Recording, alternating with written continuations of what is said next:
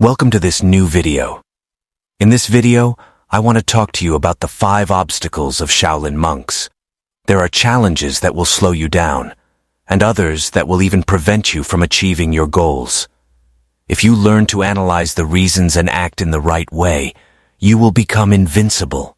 Shaolin monks call them the 5 obstacles. These obstacles describe the different states of the mind where it becomes difficult to see clearly and make the right decisions. The first obstacle is called sensual desire. It arises when you give attention to something that gives you positive emotions. These emotions can come from the 5 senses: sight, hearing, smell, taste, or touch. So, imagine in your mind that you are climbing the mountain, and after a while of walking, you find a beautiful restaurant frequented by wonderful people. You smell the aroma of delicious food and see a variety of beverages. You stop and eat. You feel so good that you forget you are there to climb the mountain. At that moment, you have abandoned your path. When this temptation becomes so strong that you no longer want to leave that place, sensual desire becomes an obsession. In both cases, staying in that place means losing clarity. The second obstacle is negative will, which describes the mental state that arises from negative emotions. It can be aversion, rejection, or simply not liking to do something towards an object, situation, or person. For example, while you are climbing the mountain, a strong wind starts blowing, and you don't like the wind. You find the roads rough, and you don't like crossing a river by swimming. Whatever it is that you don't appreciate will make your journey unpleasant.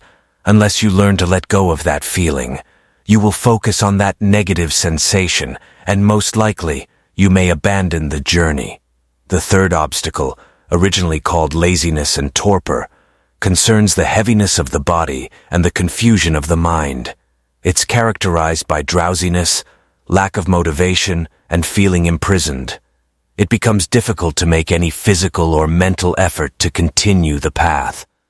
Habits are the brain's prison, and the only option is to find a way to escape from that cell. The fourth obstacle is restlessness, where the mind is unstable and constantly jumps between the past and the future. An unstable mind worries about the future or dwells on the past, reliving and judging past events negatively. It's like a monkey's mind that continuously jumps from one branch to another without staying focused on the present for a sufficiently long time. The problem is that there is no longer time to see clearly.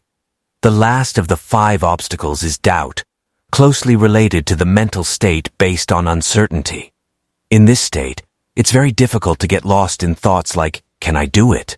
Or is this the right path?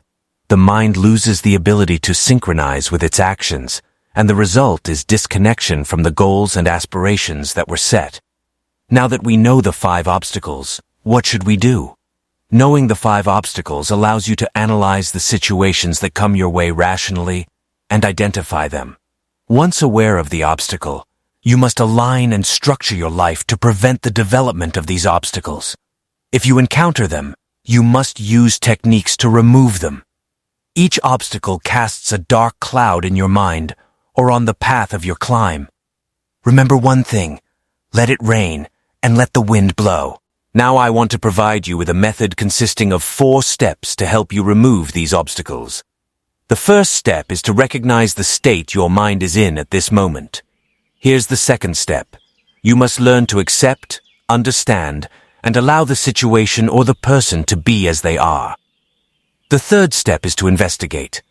Delve into your mental and emotional state, not the situation, and ask yourself, why do I feel this way? What will be the consequences if I stay in this state? Lastly, the 4th step is non-identification, which means practicing I am not the body, I am not the mind, I am not my emotions. I can only observe these 3 aspects of myself. Our lives are too unique to copy paths from others. To give meaning and values to your life, you must learn to master yourself and not allow obstacles to stop you. If you decide to undertake this climb towards clarity, I will be happy to meet you at the summit. To conclude, I want to share a secret with you. A small, practical, simple, yet very, very effective trick. Take your phone and set 7 alarms at random times during the day. Every time the alarm goes off, If you have the chance, take a deep breath through your nose, and as you exhale through your nose, close your eyes. Feel the fresh air coming in through your nose, and as you exhale through your nose, feel the warmth.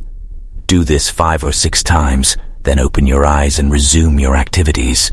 Do this for several days until the alarm is no longer needed, until it becomes a habit. Perfect. You're evolving towards metacognition. Subscribe to the channel and continue with the upcoming video.